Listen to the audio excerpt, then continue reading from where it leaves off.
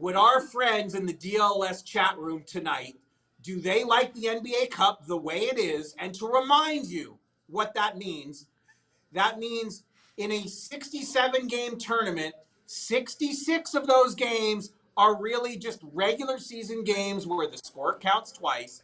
East and West are kept apart to the finals. There's no there's no knockout round until the quarterfinals. And it's not a real tournament until we get to the semifinals in Vegas. Do you guys like that? You want to do what I'm suggesting? If we're going to have a tournament, if we're going to have an NBA Cup, if we're going to do a tournament, we can't bring in any teams from other leagues. We can't, destroy the NBA schedule as it is. So my proposal is let's go to Vegas for 7 to 9 days, however long it takes to play 5 games. The 2 teams that went to the NBA Finals get a bye. So that would have been the Celtics and the Mavs get a bye. The other 28 teams go into a hat. We randomly draw it, and we play a 32-team single elimination tournament, which is what this is supposed to be, an actual tournament. Let's go to Vegas for a week and change to get it done. The whole league can go to Vegas just like we do in Summer League. Let's make it different. Let's make it unique. Let's bring in knockout rounds in all 5 rounds where there's this is so contrived. Tonight at the post-game press conference, they're asking Jason Kidd, are you satisfied with a 41-point win margin? Did you think about running up the score further in the fourth quarter? And Kidd is like, guys, if the 41-point win ain't enough, what are we doing here? I'm sorry, this is not a tournament. It will be in Vegas. And even if the Mavs don't make the Final Four, I always want to go to Vegas. So when it's the semis, I would love to be there for the semis.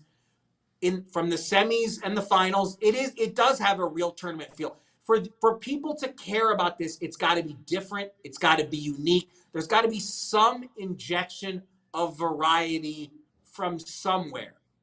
And look, I know I'm making it sound easy. It's not easy for the NBA to blow up its schedule, to bring in 2 EuroLeague teams. These are not easy things. So that's why I'm saying, okay, the easiest thing to do was let's just carve out 7 to 10 days to do the whole tournament in Vegas. And yes, that means some teams that make big money off their home dates are going to lose out on some cash. But if it's the best for the league to have a real second trophy to compete for, then we have to try it. Because this thing, if I'm an old grumpy curmudgeon, you guys set me straight. Did you think this was awesome tonight? Well, the Spurs did just lose. They lost. They beat the Thunder. Yeah, they did beat the Thunder tonight. Only in the NBA Cup do you get upsets of that caliber, Mark.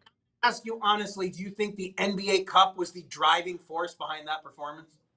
Who's to say? No, obviously I don't. The way I see it is they're forcing so many games down our throats as it is, making some of them a little different. I have no problem with. I think it's kind of cool, kind of fun. I'm not going to treat it with, like it's the most prestigious event in the world, but it's something different, something cool to think about. I don't like the courts.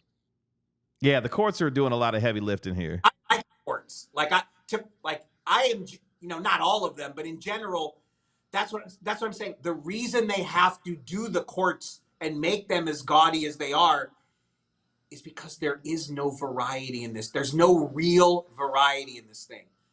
In a real cup competition, which is what we were told this is going to be, it's modeled after a European Soccer Cup. The reason a European Soccer Cup, the romance comes from teams in the 2nd and 3rd and 4th divisions shocking a Premier League team. Like last year, I think in Germany's Cup, Bayern Munich lost to a lower league team. That's what, you're just, oh my God. And that's the thing, even had the Cavs taken their first loss in the NBA Cup to Toronto, that would have been interesting. That would have been just a taste of the NCAA in the NBA, one loss and you're out. That's what we need to get to make this thing stand out and be different.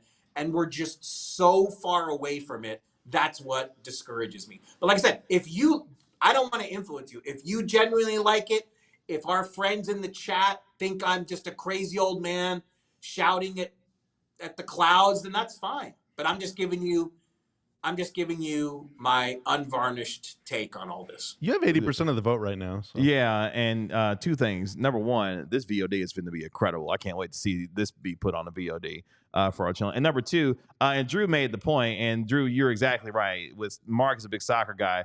Can you go up to Drew's comment real quick where he mentions it that Marc wants it to basically be, yeah, there it is right there. He wants it to be like Champions League. That's basically what we're kind of advocating. Here's the thing. Like, let's look at Champions League. Champions League does have group play, which the NBA Cup has. But Champions League is bringing 32, 48, whatever the current number is. It's bringing teams from all over the world, from leagues all over the world that don't play each other every day. So even their group games have spice and variety because a Liverpool, a Man United, they can get beaten by a team from one of Europe's non-glamour leagues. And that's where the romance comes in. And one of the problems with this thing is there's no variety. There's just nothing new. The East and West don't even mix. So we can't even get the Mavs playing Eastern Conference teams in this thing more often just to change it up. And that's my issue with it. Marc, I like this suggestion from Sarah in the chat. Maybe instead of giving money to the players, maybe they should give $500,000 to the fans of the winning team instead. For watching it all. I mean, he's right though. A Mavs Celtics NBA Cup game would have been kind of fire. I'm not gonna lie to you. Maybe they'll meet in the finals or something. Well, that'd be nice if they could. Well, never mind. I do think it's silly that you're not having interconference groups. Yeah, like, who cares? Yeah, come on. Yeah, that part is kind of come wild. on. There's so much talk already about the 82-game schedule. Is it too long? So what the NBA look, and again, I am underselling some of these logistical challenges. I will give the league that much because even the way it is, every team is scheduled for 80 games. And if you look at the Mavericks schedule right now between December 7th and December 19th, there's a huge gap because we don't even know who the Mavs are going to play that week. If hopefully they're either going to advance. No, they're going to play somebody. They're either going to advance to the Cup quarterfinals or they're going to need 2 regular season games to fill in there. So I'm not suggesting it's easy, but that's why I think the easiest fix to inflict the least chaos on the NBA schedule as it is to try the let's go to Vegas for a week and do a real tournament plan. Let's try that. Then we don't need new courts and point differentials and all this stuff. Let's go to Vegas and have a 32 team. Again, you have to have 2 buys, and then the other 28 teams can play in round 1. Let's have a tournament. Every game is a knockout game. It will be NCAA style in the NBA for a week to 10 days, and it will be so different and weird and wacky, and there will be upsets, and I think people will like it.